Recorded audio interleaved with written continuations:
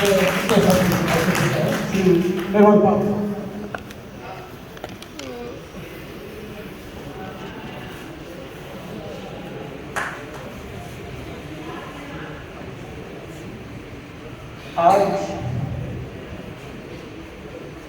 ये salon association के द्वितीय जो वार्षिकोत्सव समारोह है, इसमें पधारे हमारे मंचासी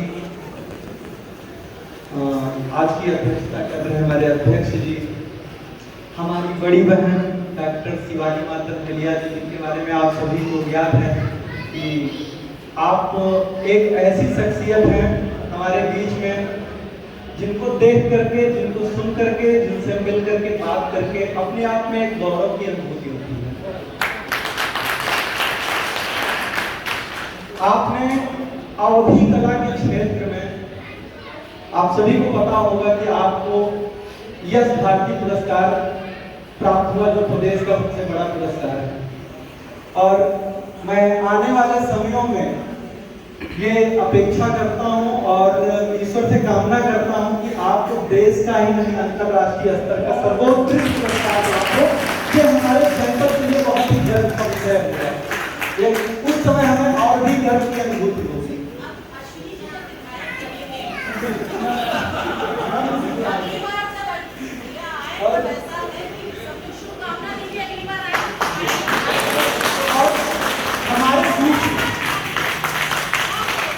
हमारे बीच में हम सबके बड़े भाई अश्विनी सोनी जी बैठे हैं।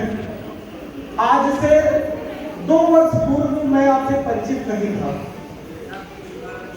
2 वर्ष पूर्व जब कोरोना का पहला लॉकडाउन शुरू हुआ, 22 मार्च 2020 को पहला जनता कर्फ्यू था और उसके बाद लगभग 26 मार्च 2020 से पूरे देश में आपातकाल घोषित हो गया, मतलब कि कोरोना का लॉकडाउन हो गया। उस समय आप सामने बैठे हैं इसलिए नहीं कह रहा हूं, उस समय तो मैं आपसे परिचित भी नहीं था, लेकिन मैं इस बात को पूरे दावे के साथ कह सकता हूं कि अगर जनपद में किसी ने निस्वार्थ भाव से सेवा का कार्य किया है तो वो हर हर गंगे सेवा ट्रस्ट ने किया है, किया है। और हमारे बड़े भाई विजय बैठे हैं, मैं उनको धन्यवाद ज्ञापित करूंगा जिन्होंने अश्विनी भैया का कंधे से कंधा मिला करके पूरा सहयोग किया। और पूरी टीम, मतलब बहुत सारे लोग उस टीम, उस श्रृंखला में जुड़े हुए हैं जिन्होंने जरूरतमंदों को राशन जाने दीजिए, सैनिटाइजर का कितना छिड़काव आपने करवाया जितना हमारे सीएमओ साहब ने नहीं करवाया। सीएमओ साहब तो केवल खाते से पैसा क्या करते रहे और लपेटते रहे केवल खाने में, सत्ताधीशों को खिलाने में, लेकिन असली जो जनसेवा का कार्य किया वो हमारे अश्विनी सोनी जी ने किया, जिसके लिए हम विशेष रूप से आपका आभार व्यक्त करते हैं कि आप शायद ना होते तो आज हमारे जनपद में ना जाने कितनी लाशें और गंगा में बह गई होती। तो हम आपके आभारी हैं कि आपने यहाँ पर अपना आगामी 15 जनवरी को पूरे देश में जहां भी हमारी टीम काम करती है, 15 जनवरी को पूरे देश में एक साथ रक्तदान शिविर का आयोजन करवाया जाएगा, जिसमें हमारा टारगेट है कि लगभग 10,000 यूनिट का रक्तदान करवा करके हम जरूरतमंदों को निःशुल्क रक्त प्रदान करवाएंगे। रक्त के क्षेत्र में मैंने अभी आपसे कहा कि मैं रक्तदान संस्थान का अध्यक्ष हूं, लेकिन मुझे लगता है कि मुझसे पहले रक्तदान का कार्यक्रम हमारे अश्विनी भैया करवाते थे। आपके द्वारा समय समय पर रक्तदान शिविरों का आयोजन करवाया जाता है।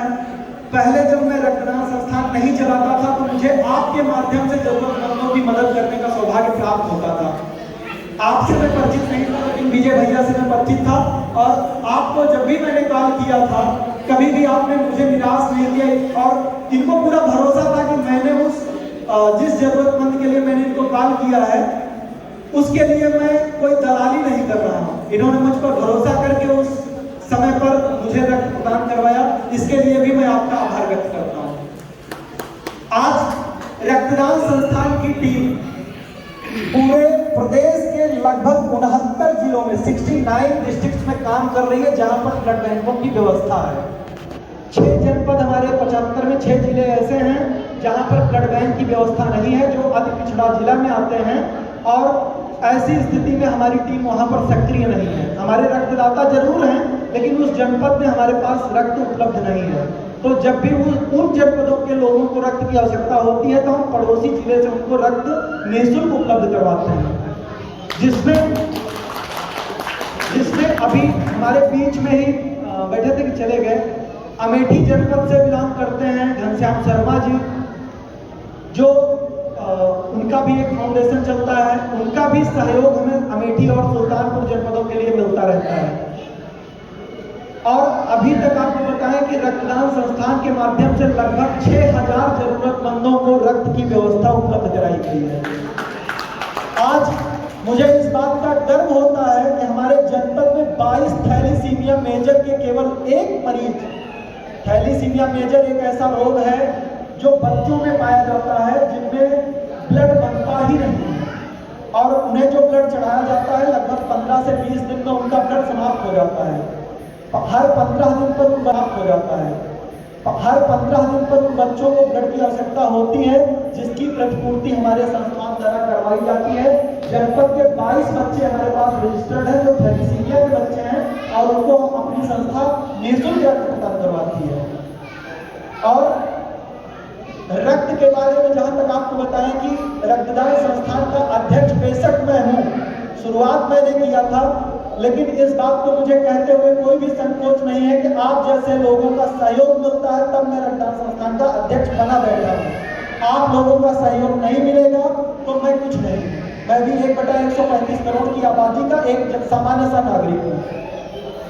आप सबसे आज यहाँ पर जो यह कार्यक्रम ऑर्गेनाइज करवाया गया, मैं इसके लिए एसोसिएशन के जो हमारे सभी कार्यकर्ता हैं, जो उसके पदाधिकारी हैं, मैं सबको एक साथ धन्यवाद ज्ञापित करना चाहता हूं कि आज आपने एक ऐसे मंच का आयोजन करवाया जहां पर सभी तरह के लोग आपके पास बैठे हैं और हमें तरह तरह की जानकारियां हर तरह के क्षेत्रों में मिल रही है।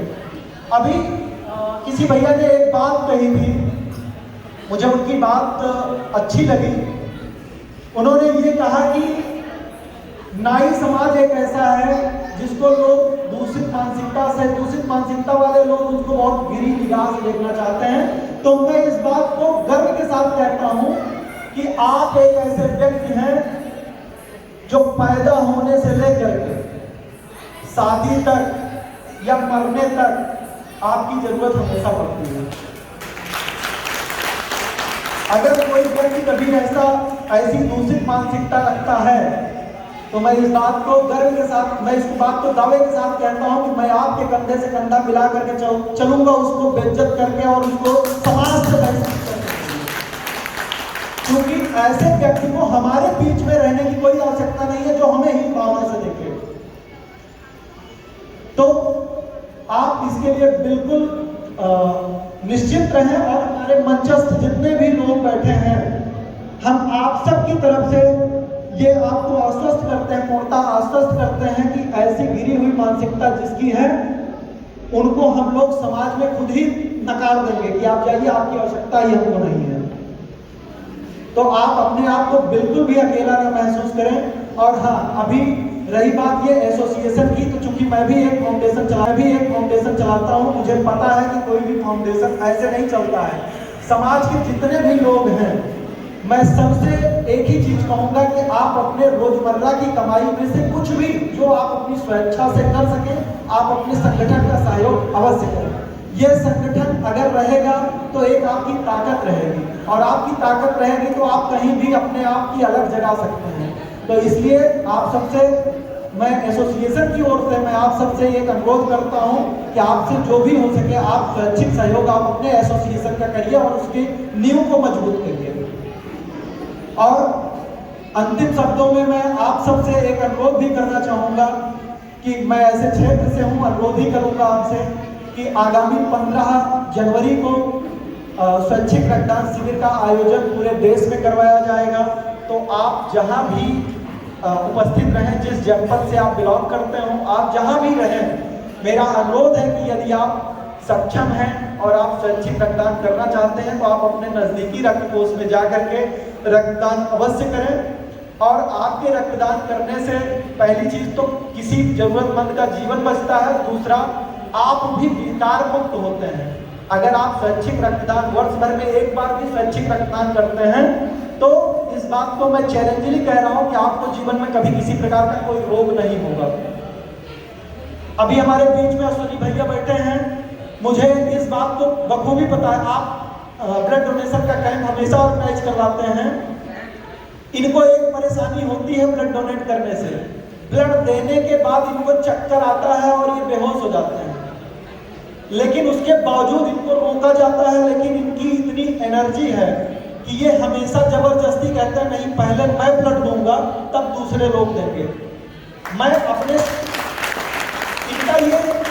इनका यही शब्द होता है कि मैं फाउंडेशन का अध्यक्ष हूं, अगर मैं ही रक्तदान नहीं करूंगा तो दूसरों को भरोसा कैसे होगा। हमारे पंकज प्रभात जी कैसे रक्तदान करेंगे, विजय शुक्ला जी कैसे रक्तदान करेंगे, या और कार्यकर्ता हमारे कैसे रक्तदान करेंगे।